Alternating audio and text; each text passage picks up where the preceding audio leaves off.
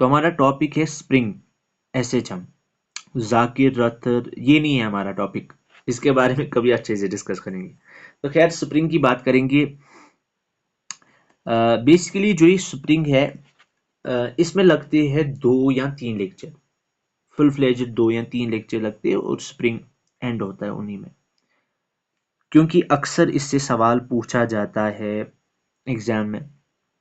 लेकिन मैं वो सारी बातें आपको नहीं बताने वाला यहाँ पे कि स्प्रिंग की इक्वेशन कैसे डिराइव करेंगे, कैसे सवाल करेंगे। हम बस कुछ बातें जानेंगे जो है बड़ी इंपॉर्टेंट, बड़ी खास। तो उसमें से अगर मैं पहले स्टार्ट करूं एक सवाल से, मैं आपसे एक सवाल पूछूंगा, बताइए टाइम पीरियड की फॉर्मूला क्या होगी स्प्रिंग की।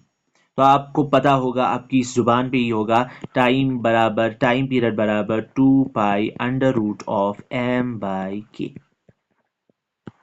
बड़ी अच्छी फॉर्मूला, चलो ठीक है, आपको पता है। तो इसी से हम शुरुआत करेंगे अपने लेक्चर की। अगर मैं ऐसे बनाऊंगा एक स्प्रिंग, यहां की ओर ऐसे बनाया मैंने एक स्प्रिंग, और यहां पे मैंने इसको रख दिया, क्या रख दिया, मैंने रख दी घाटी। ठीक है ना।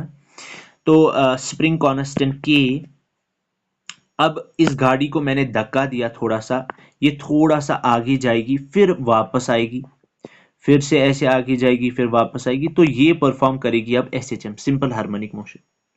तो मैं बताऊंगा इस गाड़ी का मास है m, तो बताइए टाइम पीरियड। तो सारे बोलेंगे एक साथ, टाइम पीरियड बराबर 2 pi under root of m/k। बिल्कुल सही जवाब। अब मैं एक काम करूंगा, अब मैं लाऊंगा एक वेज, एक इंक्लाइन, और यहां पे मैं बांधूंगा एक स्प्रिंग ऐसे, और यहां पे गाड़ी। अब मैंने क्या काम किया, मैंने धक्का दिया थोड़ा सा, या ये खुद भी जाएगा और फिर से इसे स्प्रिंग वापस लाएगा। तो ऐसे ही करता जाएगा और यहाँ पे भी एसएचएम परफॉर्म हो जाएगा, सिंपल हार्मोनिक मोशन। अब मैं बोलूंगा, पूछूंगा आपसे, बताओ यहाँ पे कितना टाइम पीरियड होगा। तो आपका फिर से वही जवाब, ब्लॉक का मास m, स्प्रिंग कांस्टेंट k। तो आपका फिर से वही जवाब, टाइम पीरियड बराबर 2 pi under root of m/k। बिल्कुल सही जवाब। अब तीसरा सवाल मैं आपसे पूछूंगा। अब मैंने ऐसे किया, स्प्रिंग मैंने ऐसे लगाया, और यहाँ पे नीचे मैंने इस पे ब्लॉक एक रखा मास m का, और स्प्रिंग का स्प्रिंग कांस्टेंट है k। अब मैं पूछूंगा बताइए टाइम पीरियड। तो आप बोलोगे फिर से वही फॉर्मूला, टाइम पीरियड बराबर 2 pi under root of m/k। फिर से सही जवाब।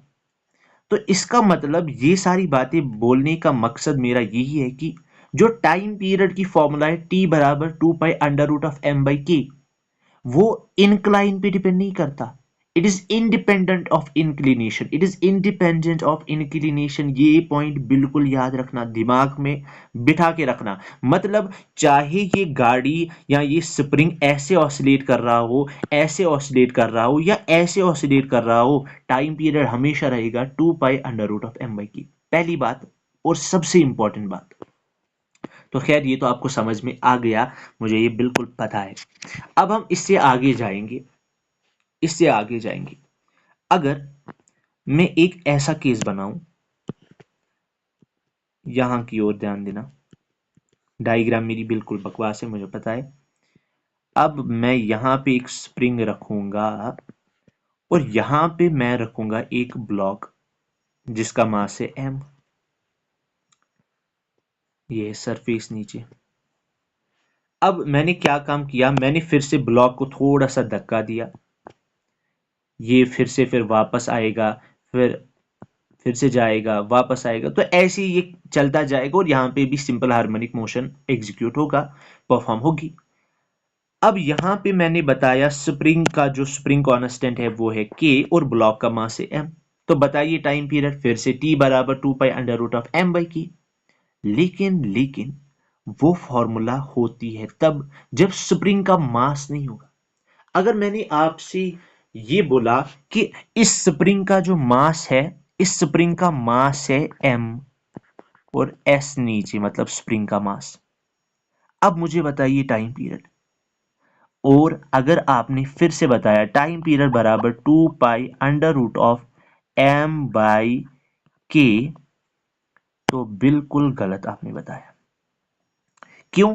क्योंकि ये फॉर्मूला तभी लगती है जब स्प्रिंग का मास नहीं दिया जाएगा, मतलब जब आपसे बोला जाएगा कि स्प्रिंग इज मासलेस, स्प्रिंग का मास कंसिडर मत करो, तब ये फॉर्मूला लगेगी। लेकिन यहां पे एग्जामिनर ने बोला है कि स्प्रिंग का मास ms है, तो ये फॉर्मूला गलती से भी नहीं लगाना, ये फॉर्मूला नहीं लगेगी। अब कौन सी फॉर्मूला, वही आज हम बात करेंगे।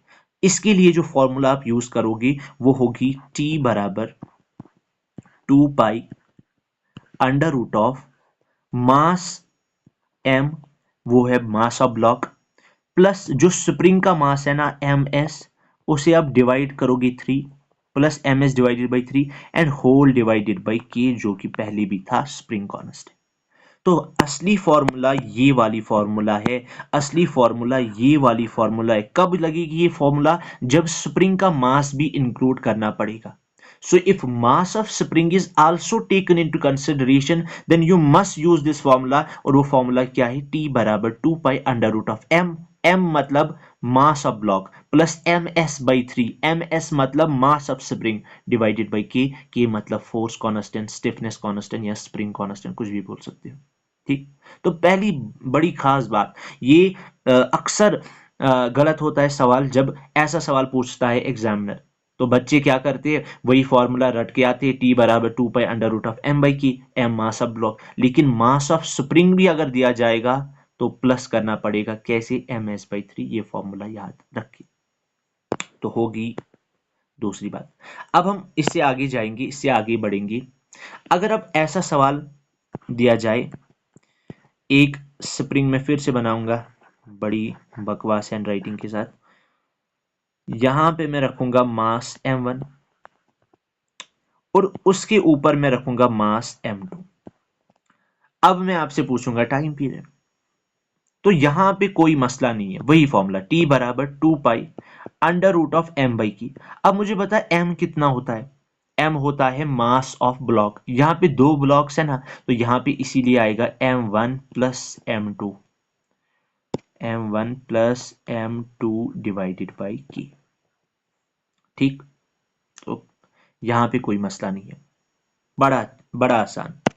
अब मसला यहां पे होगा, अब मैंने यहां पे रखा ब्लॉक m1 मास का, और मैंने स्प्रिंग जोड़ा, और यहां से रखा दूसरा ब्लॉक मास m2 का, और मैंने इनमें दी ऑसिलेशन, मतलब इसको मैंने थोड़ा सा इधर किया तो इसे ये इधर लाएगा वापस, तो यहां से भी SHM स्टार्ट हुआ, और यहां से भी SHM स्टार्ट होगा।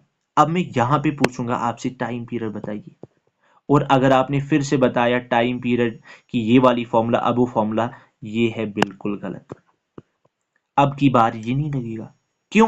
क्योंकि यहां पे जो ये क्या बोलते हैं, स्प्रिंग जो था वो फिक्स था, तो यहां पे मास m1 था, m2 था, इसीलिए हमने लिखा t बराबर 2 pi under root of m1 plus m2/k। लेकिन यहां पे कोई स्प्रिंग फिक्स नहीं है, यहां से भी ब्लॉक है और यहां से भी ब्लॉक है, और यहां इस वाले केस की फॉर्मूला आप याद रखना, फॉर्मूला होगी इस वाले केस में t बराबर 2 pi under root of μ/k।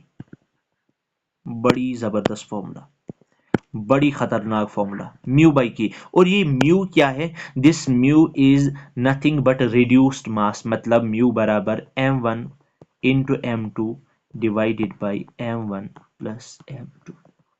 ये सवाल हजार बार पूछा गया होगा एग्जाम्स में, कॉम्पिटिटिव एग्जाम्स में, नीट में, जेई में, एडवांस में, जो भी है, AMU, बाकी सारे एग्जाम। ये सवाल इतनी बार मैंने खुद देखा है ना एग्जाम में आते हुए, कि दो ब्लॉक्स दिए m1 और m2, उनको कनेक्ट किया एक स्प्रिंग के जरिए, और बोला कि SHM इनमें हमने स्टार्ट की, अब बताओ टाइम पीरियड।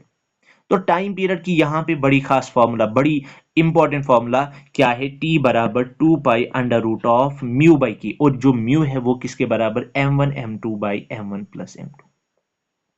तो इससे आगे भी हम जा सकते हैं, लेकिन आपने पढ़ा होगा, वो मैं नहीं बताऊंगा, कि अगर स्प्रिंग सीरीज में होंगी तो ऐसे किया जाता है 1/k इफेक्टिव बराबर 1/k1 प्लस 1/k2, और अगर पैरेलल में होगी तो k1 प्लस k2 पढ़ा होगा वो, वहाँ हम नहीं जाएंगे. So that's it for the day. Thank you.